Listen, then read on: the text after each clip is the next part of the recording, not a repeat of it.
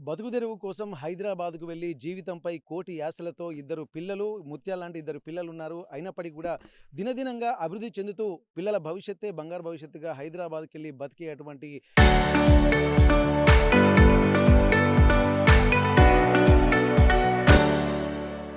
పరిస్థితులు ఈ రోజుల్లో మనకు కనిపిస్తున్నాయి. కానీ అట్లాంటి నేపథ్యంలో గూడా ఇక్కడ తల్లిదండ్రులు పిల్లలపై ఎన్నో ఆశలు పెట్టుకుంటారు. కానీ ఆశలు పెట్టుకున్నటువంటి ఆ పిల్లలకు తల్లిదండ్రులే లేకుండా పోతున్నటువంటి పరిస్థితి.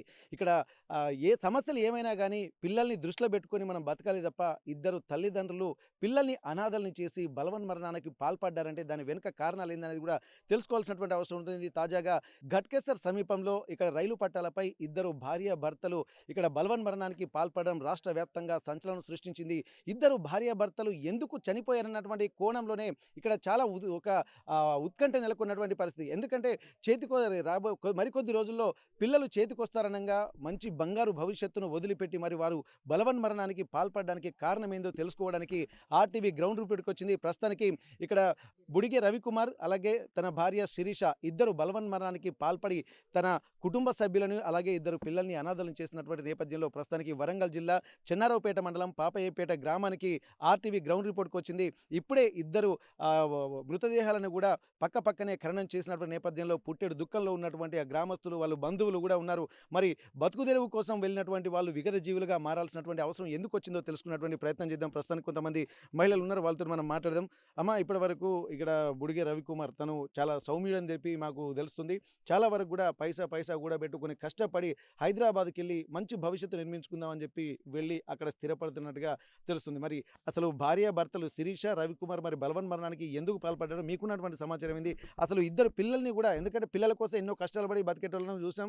తిన్నా తినకున్నా కలో గంజా తాగి పిల్లల్ని చదువుకునేటోళ్ళని చూసాం. కానీ అన్నీ ఉండి కూడా పిల్లల్ని అనాథల్ని చేసి చనిపోవడానికి కారణం ఏందనుకోవచ్చు? కారణం ఏందంటే వాళ్ళు బత్తందుకు పోయిండ్రు. హ్మ్. బత్తందుకు పోతే ఆయన ఒకళ్ళతోని పార్ట్నర్‌గా చేసిండ్రు. హ్మ్. ఆయన ఏసీ ఆట. హ్మ్. ఫ్రీ ఆట. హ్మ్. ఆయన బత్తందుకు పోతే ఆయనకు ఆహ్, హ్మ్, పార్ట్నర్‌గా పోతే ఆయన ఇంటికొచ్చి లొల్లి పెట్టిండు. హ్మ్. ఏందో లొల్లి పెడితే చేసుకోవాలని ఇద్దరు పిల్లలు ఇడిచిపెట్టి హ్మ్. పోయిండ్రు. ఆయన వచ్చి ఇంటికొచ్చే తిట్టిండు. తిడితేనే పోయిండ్రు వాళ్ళు అంటే తోవలే. బెదిరింపులకు పాల్పడ్డాడా? బెదిరింపులకే పోయిండ్రు. ఆ! వాళ్ళని బెదిరింపులు లేతే ఇద్దరు భార్యాభర్తలు చచ్చిపోతారా? హ్మ్. ఇద్దరు హ్మ్. పిల్లల ముఖాన చూడొద్దా? ఆ! కంకర మిల్లు పొత్తు చేత్తేనట వాళ్ళకి ఇంటికొచ్చి మాకు డబ్బులియ్యాలని రెడ్ మిక్స్. ఎడిమిక్స్ అని లొల్లి పెట్టిరట. లొల్లి హ్మ్. పెడితే వాళ్ళకి మేము బతికేదనుకని వాళ్ళ ఇజ్జతికి పోయి హ్మ్. కున్నారు. ఏమ్మా? ఆత్మహత్య చేసుకుంటానికి పోయిండ్రు. హ్మ్. పోయినా గాని పిల్లలతోటి దరియలేక ఏం లేక ఫోన్ల సుత మాట్లాడిండ్రు.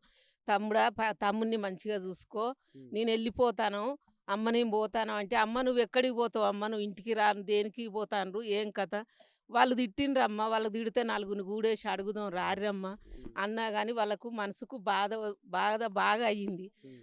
అయ్యి వాళ్ళు పోయిండ్రు. పిల్లలతోటి మాట్లాడిండ్రు. ఇక ఇంతే మా మాట నాన్న అని పడ్డారు. అమ్మా, ఇప్పుడు పిల్లలకు ఏందంటే తల్లన్న ఉండాలి, లేకపోతే తండ్రన్న ఆ! ఉండాలి. మరి తల్లన్న ఇద్దరూ కూడా బలవన్మరణానికి పాల్పడడం మరి ఎన్ని సమస్యలైనా గానీ, ఈ అంటే ప్రతి సమస్యకు ఒక పరిష్కారం అయితే ఉంటుంది. కానీ ఉంటుంది. పిల్లల్ని వదిలిపెట్టి ఎందుకంటే ఇప్పుడు వాళ్ళు ఒక పెద్ద సాగరాన్ని ఈదాల్సినటువంటి అవసరం ఉంటుంది. ఏమీ తెలియని పిల్లలు ఇక్కడ చిన్న పిల్లలను పట్టుకొని వారు ఇంకా ఇంతకంటే ఎక్కువ కష్టాలు అనుభవించాల్సినటువంటి పరిస్థితి వస్తది. మరి ఇద్దరు పిల్లల్ని వదిలిపెట్టాలంటే ఎంత ధైర్యం, మరి ఇంకెంత బాధలున్నాయమ్మా? ఎంత ధైర్యం అంటే ఇదివరకు వాళ్ళు తిట్టుతే, వాళ్ళు పంచాయలకు పోతే, హ్మ్. వాళ్ళు ఇంట్లోకెళ్ళి బయటికెళ్ళకుండా బియ్యం అమ్ముకొని బతుకుతాండ్రు. హ్మ్. వాళ్ళు ఒకటేసారి వచ్చి ఇంటి మీద లొల్లి చేసి, గొడవ చేశారికే హ్మ్. వాళ్ళ మనసుకు బాగా బాధపడ్డాడు. హ్మ్. బాధపడే పోయిండ్రు. హ్మ్. ఏసీలు మమ్మల్ని తిట్టిండ్రు. హ్మ్. మా బతుకెందుకు, మా హ్మ్. పిల్లల ముంగట, వాళ్ళ ముంగట పక్కింటోళ్ళు ఇన్నరు. హ్మ్. మా ఇజ్జతి పోయింది. మేము బతుకుడు వేస్టు. కారణం వాళ్ళే. ప్రియ. హ్మ్. ఎంకట్. ప్రియా ఎంకట్. ఓకే. అంటే ఇప్పుడు వీళ్ళు రేషన్ షాప్ పెట్టుకొని బియ్యం అమ్ముకుంటా వీళ్ళు బతుకుతున్నారు. బతుకుతారు. మరి మళ్ళీ రెడ్ మిక్స్ అనే కంకర షాప్ అని కంకర మిల్ అనేది మళ్ళా పార్ట్నర్‌లున్నారా? పార్ట్నర్స్ ఉన్నారు వాళ్ళు. పార్ట్నర్స్ ఉన్నాడు. మరి ఆ పార్ట్నర్స్‌లలో వీళ్ళు డబ్బులు ఇచ్చిండ్రట. హ్మ్. ఇచ్చినాక మళ్ళా గొడవ, మీరు డబ్బులు ఇయ్యలే, ఏమి ఇయ్యలేదని వీళ్ళే గొడవ పెట్టుకున్నారు. హ్మ్. వచ్చి కోప్పడితే వాళ్ళు పోయిండ్రు, చచ్చిపోయిండ్రు. అంటే ఇప్పుడు ఇక్కడ జరుగుతున్న టైంలో మన ఊళ్ళో గాని ఎవరికైనా చెప్తారుగా, మాకు ఇట్లా గొడవలయినాయి అని చెప్పి ఊరు పెద్ద మనుషులకో, వాళ్ళకో వీళ్ళకి చెప్తారు. మరి అట్లాంటిది ఏం చెప్పలేదా ఇక్కడ? ఎవ్వరికి చెప్పలే. ఎవ్వరికి చెప్పలే. ఇంతమంది మేము ఇక్కడ ఉన్నాం మేము.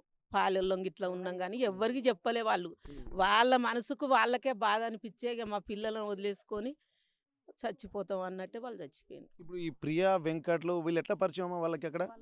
వాళ్ళ ఇంటి ఎదురుగా ఉన్నప్పుడు ఇక పరిచయం కదా, పార్ట్నర్స్ ఉన్నారు కదా, పరిచయం అవుతారు. ఆ. ఇప్పుడు మీరు చెప్పండమ్మా, ఇప్పుడు పిల్లలు ఇక్కడ చూసేసరికి ఎటువంటి వాళ్ళకైనా సరే ఆ ధైర్యం రాదు. కానీ పిల్లల్ని వదిలిపెట్టి ఒకరు కాకపోతే ఒకరన్నా పిల్లలకు తోడు ఉండాలని అనుకుంటా ఉంటారు. కొన్ని సమస్యలు వచ్చినప్పుడు దాన్ని దాటుకొని ఎంతవరకైనా దూరం వెళ్ళగలుగుతారు. కానీ ఇక్కడ అసలు ఇద్దరికిద్దరు వెళ్ళడం వెనుక మీకున్నటువంటి ఆలోచనలు? వాళ్ళిద్దరూ అసలు ఫేస్ చేయలేకపోయారు హ్మ్. ఈ సిచ్యువేషన్‌ని. హ్మ్. అయితే యాక్చువల్లీ ఏమైందంటే వాళ్ళ ఇంటి ముందే ఈ ప్రియా వెంకట్ వాళ్ళు 4 ఇయర్స్ బ్యాక్ ఇల్లు కట్టుకున్నారు. హ్మ్. కట్టుకున్న తర్వాత ఈ మా అత్తయ్య శిరీష అత్తమ్మని నార్మల్‌గా డబ్బులు చూపిచ్చి అట్లా ట్రాప్ చేసిండ్లు హ్మ్. ప్రియా వెంకట్ ఇద్దరు కలిసి. హ్మ్. ట్రాప్ చేసి ఆ తర్వాత కొద్ది రోజులు వాళ్ళతోటి ఫ్రెండ్‌షిప్ చేశారు. హ్మ్. చేసిన తర్వాత హ్మ్. వీళ్ళు ఒక 10,00,000 రూపాయలు వాళ్ళకి బిజినెస్ ఆశ. ఎందుకంటే నార్మల్‌గా వీళ్ళు రైస్ బిజినెస్ చేస్తారు గదా! హ్మ్. సో, ఇప్పుడు సన్న బియ్యం ఇయ్యడం వల్ల వాళ్ళకి బిజినెస్ నడవట్లేదు. హ్మ్. నడవకపోవడం వల్ల వాళ్ళేం చేశారంటే వీళ్ళకున్న గోల్డ్ తీసుకుపోయి బ్యాంక్‌లో పెట్టి హ్మ్. నెక్స్ట్ ఆ గోల్డు డబ్బుల్ని వాళ్ళకి ప్రియా వెంకట్ వాళ్ళకి ఇక్కడ నుండి ఎవరు పెద్ద మనుషులు ఎవరు లేరు. జస్ట్ వీళ్ళిద్దరు అత్తమ్మ, మామయ్య. వాళ్ళిద్దరు వైఫ్ అండ్ హస్బెండ్ అంతే. హ్మ్. నలుగురు మధ్యలో మామూలుగా పేపర్ రాపిచ్చుకున్నారు. హ్మ్. రాపిచ్చుకున్న తర్వాత వాళ్ళు ప్రియా వెంకట్ వాళ్ళు ఏం చేశారంటే వీళ్ళని చీట్ చేశారు. హ్మ్. ఫస్ట్ నుండి అంటే జనవరిలో వీళ్ళు రెడీ మిక్స్ తీసుకున్నారు. హ్మ్. తీసుకున్నట్టుగా వీళ్ళ పేరు మీద ఏం కాగితాలు లేవు. హ్మ్. వాళ్ళ పేరు మీదనే తీసుకున్నారు. యాక్చువల్లీ ఆయన చేసే బిజినెస్ కూడా ప్రియా వెంకట్ వాళ్ళ హస్బెండ్ ఆయన చేసే బిజినెస్ కూడా ఇదే రైస్ బిజినెస్. హ్మ్. Sorry ready red mix. Mix. ఆ! రెడీ మిక్స్ అవి వెహికల్స్ బిజినెసే చేస్తారు. హ్మ్. సో, ఆయన కొంచెం రౌడీలు అట్లా ఉన్నారు అని చెప్పేసి ఆయన వెనకాల వీళ్ళని అట్లా భయపెట్టిళ్ళు. హ్మ్. హ్మ్. భయపెట్టి ఇద్దరిని ఇంటికెళ్ళి తిట్టి వాళ్ళను మానసికంగా ప్రెషర్ చేశారు. హ్మ్. అంటే యాక్చువల్‌గా ఒకసారి మా అత్తయ్య నాతోటి ఏమనిందంటే, "అరే! మాకు వీళ్ళతోటి అసలు ప్రెషర్ ఉందిరా. ఇక్కడ ఇల్లు అమ్ముకొని వెళ్ళిపోతే బాగుండేది" హ్మ్. అని చెప్పేసి అనింది. హ్మ్. ఆ తర్వాత మా ఇంటికి ఒక 10 డేస్ బ్యాక్ వచ్చారు. హ్మ్. గుంజేడు ముసలమ్మ జాతరకి ఎళ్లారు. హ్మ్. మళ్ళీ వచ్చాము. హ్మ్. రిటర్న్ అదే రోజు ఎళ్ళిపోయారు. హ్మ్. ఎళ్ళిపోయిన తర్వాత ఇంకా అక్కడ ఏం జరిగిందో తెలీదు. హ్మ్. జస్ట్ వీళ్ళు కోడానికంటే ఒక డే బిఫోర్ నేను మాట్లాడాను వాళ్ళతోటి. హ్మ్. మాట్లాడినప్పుడు వాళ్ళేమన్నారంటే క్యాజువల్‌గా మేము కొత్త ఫ్రిడ్జ్ తీసుకుంటున్నాంరా ఈరోజు అత్తయ్య షాప్‌కొచ్చింది అని చెప్పేసి మా మామయ్య హ్మ్. చెప్పారు, మాట్లాడారు. మా మామయ్య దిల్‌సుఖ్ నగర్‌లో ఫ్లాట్ తీసుకుంటే బాగుండేది. అక్కడ నచ్చట్లేదు అని చెప్పేసి మాట్లాడారు. హ్మ్. అంతకు మించి ఇంకేం మాట్లాడలేదు. కానీ హ్మ్. వాళ్ళిద్దరూ హ్యాపీగా ఉన్నట్టే ఉన్నారు. ఆ రోజు వరకు గూడా. హ్మ్. ఇప్పుడు మా దగ్గరకొచ్చిన తర్వాత మధ్యలో ఒక 2 టైమ్స్ నేను మాట్లాడాను. హ్మ్. అప్పుడు హ్యాపీగానే ఉన్నారు. దాని తర్వాత ఈ ప్రియా వెంకట్ ఎవరైతే ఉన్నారో వాళ్ళ వైఫ్ అండ్ హస్బెండ్ వీళ్ళింటికొచ్చారు. వీళ్ళింటికొచ్చి వీళ్ళని బెదిరించారు. హ్మ్. ఎలా అంటే డబ్బులివ్వమని వీళ్ళడిగారు. హ్మ్. అడిగిన తర్వాత వాళ్ళేమన్నారంటే మేము డబ్బులివ్వము. హ్మ్. ఆహ్, ఎందుకంటే వాళ్ళు ఓన్లీ సింగిల్‌గా చేసుకున్నారు గదా! మధ్యలో ఎవరు లేరు గదా! పెద్ద మనుషులు గాని ఎవరు లేరు గదా! హ్మ్. సో, కాబట్టి డబ్బులివ్వము అని జెప్పేసి వాళ్ళన్నారు. అని వాళ్ళని బెదిరింపులకు గురి చేసిర్రు. అంటే ఇప్పుడు ఏదన్నా ఒక రూ. 1,00,000 50,000 ఇచ్చినా ప్రామిసరీ నోటో ఏదైనా రాసుకుంటారు కదమ్మా! మరి ఎందుకంటే 10,00,000 వరకు ఓకే. గూడా ఓకే. దానికి ఇచ్చారని చెప్పి అంటున్నారు గదా! వితౌట్ ఎవిడెన్సు ఎవరు గూడా ధైర్యం చేయలేరు గదా! మరి అట్లాంటప్పుడు వీళ్ళని ఎలాంటి ప్రలోభాలకు గురి చేశారనుకోవచ్చు? చెప్తాను.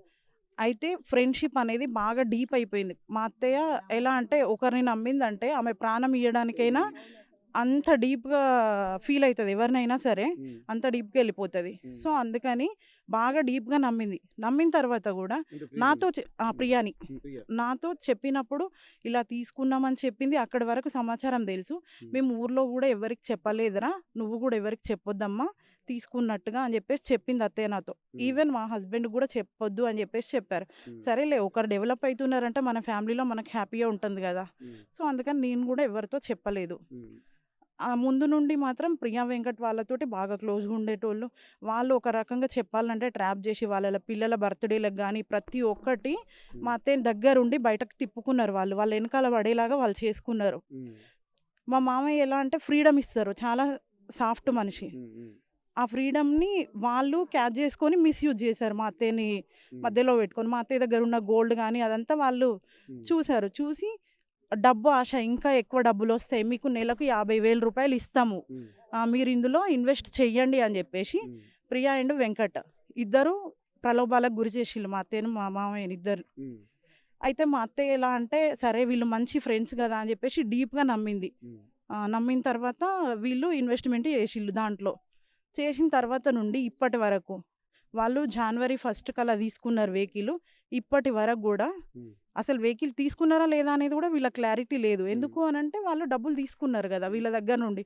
జస్ట్ ఒక పేపర్ రాసుకున్నారు, డబ్బులు తీసుకున్నారు. ఆ వెహికల్ కూడా వీళ్ళ పేరు మీద లేదు. తీసేసుకొని వాళ్ళే రివర్స్లో బ్లాక్మెయిల్ చేయడం స్టార్ట్ చేశారు. ఇన్ని రోజులలో కూడా వీళ్ళకి 1 MP కూడా వాళ్ళ నుండి ఇవ్వలేదు, మా అత్తయ్యకి మా మామయ్యకి. బట్ మా అత్తయ్య మామయ్య 10 లక్షల రూపాయలు గోల్డ్, ఆమెకున్నటువంటి గోల్డ్ మొత్తం తాలిబొట్టుతో సహా, తాలిబొట్టు, లాంగ్ హారము, కమ్మలు, మాటీలు ప్రతి ఒక్కటి బ్యాంక్లో కుదుగా పెట్టుకొని వాళ్ళకి డబ్బులు ఇచ్చింది.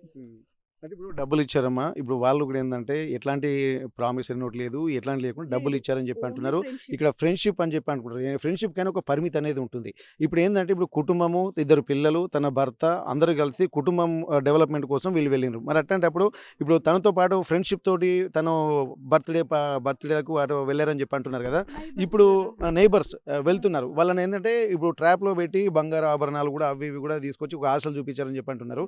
మరి అట్లాంటప్పుడు మరి ఈ క్రమంలో వాళ్ళకి ఏమైనా ఎమోషనల్ బ్లాక్మెయిల్, ఎందుకంటే వీళ్ళతోటి రెగ్యులర్గా ఉంటున్న నేపథ్యంలో ఇంకేమైనా ఎమోషనల్ బ్లాక్మెయిల్ లాంటివి ఏమైనా చేసి వీళ్ళను చేసుకునే విధంగా పురికొల్పారా, లేకపోతే ఎట్లాంటి? ఎమోషనల్గా వాళ్ళని బ్లాక్మెయిల్ చేసి వాంటెడ్గానే చేసుకునేలాగా పురిగొల్పారు.